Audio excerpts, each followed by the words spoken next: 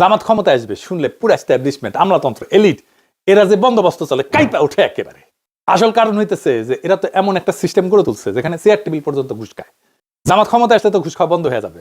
দেখেন নুরুল কবির কি বলে, বিএনপি কে নাকি নাকে রুমাল চাইপে ভোট দিচ্ছে জামাত ইসলাম থেকে বাঁচার জন্য। শুনেন আগে।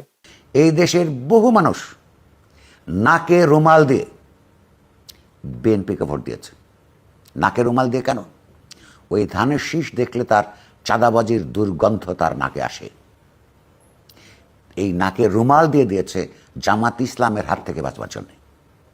শুনেছেন, আমি যদি ধরেও নি 1971-এ জামাত ইসলামের ভূমিকার জন্য ভোট দেয় নাই, তাহলে তো 1971-এ যার জন্ম হয় নাই তারও বয়স আজকে 56 বছর, তাই না? সে জামাতের কি দেখে কি থেকে ব্যস্ত নাকে রুমাল চেপে বিএনপি কে ভোট দিল?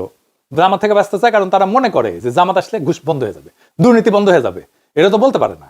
বলে নারীদের বন্দি করবে, দেশকে পিছনের দিকে টেনে নিয়ে যাবে, দেশকে আফগানিস্তান বানাবে। আর নুরুল কবির মনে করে সন্ধ্যা গেলে ঢাকা ক্লাবে গিয়ে মাল টানতে পারবে না।